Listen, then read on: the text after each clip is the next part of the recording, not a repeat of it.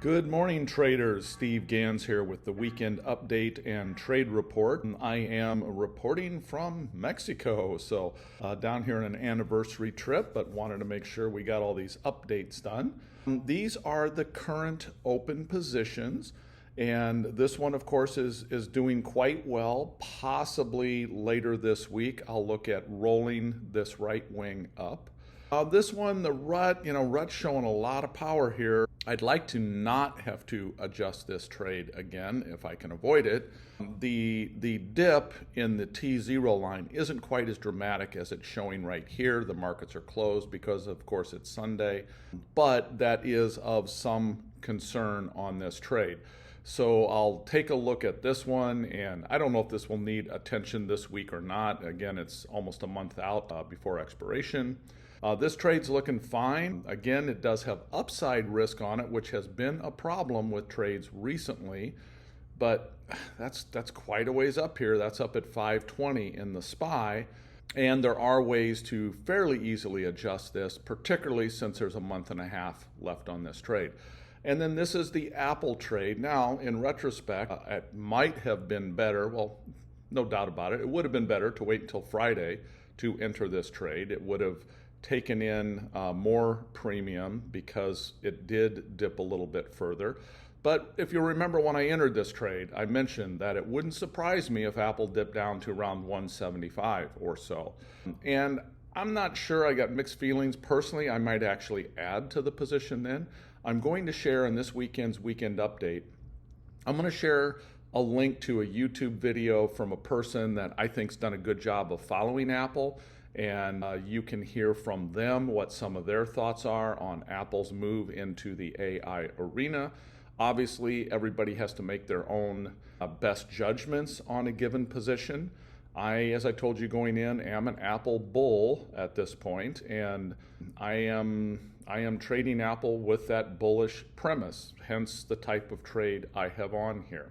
So these are the four open trades. Not anticipating a lot of movement probably this week or a lot of adjustments this week, but maybe a couple throughout the week, so I think it should be fairly quiet. From there, if we look at the closed trades, there were some closed trades here. The bonus trade in NVIDIA, I closed it, worked it into a profit. The other two that closed, these expired, and these both expired at a loss. These both had upside on them, an upside call spread that got totally run through and got run through hard and fast to the point where there just wasn't any adjusting in them. And so they were not good trades. They were trades that hurt a little bit. So looking at our markets, kind of the expectations going forward. Well, if we look at SPY, again, I look at SPY because we can see volume on SPY. You don't get volume on SPX because SPX is options, and people can trade any options contract they might want. With SPY, you are trading the underlying, the SPY. Of course, there's options as well, but SPY itself is tradable, which means that they can track volume on it. And we can see here that SPY has broken out to all new highs and is running again, and it's running on volume, okay? There's some big volume coming in here with people buying. So this is all indicative of a stronger moving uptrend. So I think, we really need to look at the markets going higher from here. And therefore, I want to be very careful about putting on anything that might be an upside cap to any of these. This is SPX. Of course, we can see SPX also, like SPY, is breaking out as you would expect. We just can't see volume on SPX. So that's why I looked at SPY. If we look at the VIX, VIX is coming back to low.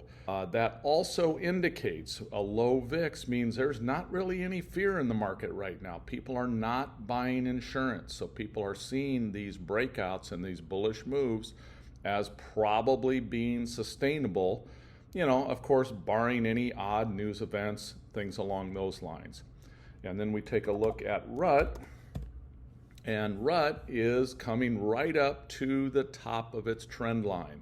So it had prior resistance here. If we come back to looking at a weekly chart, We can see that this had been the low on RUT, right around this 2100 range. RUT had dipped down, rally, dipped down, rally, dipped down, rally. Finally broke through to the low side, then rallied up, sold off, and then it kept rallying up into this 2000 range and selling off. Now it's right back up to this, what I'll call a battle line or a battle zone between the bulls and the bears. And we're going to have to see how this plays out. But this is a really strong move as well, from 1600 in the RUT up to 2100. I mean, that's a 500-point move over the past few weeks here, which represents, what, 25%, more than a 25% increase in this in literally the past few weeks. So RUT is also showing very bullish at this point. Again, for this reason, want to be somewhat careful on any trades that might have some upside pain associated with them. So that's kind of where we're at in the weekend update. This is a little bit condensed just because there's not as many positions on right now, and there's not much inflection point to talk about in the markets. Right now it is, full steam ahead, all bullish it seems.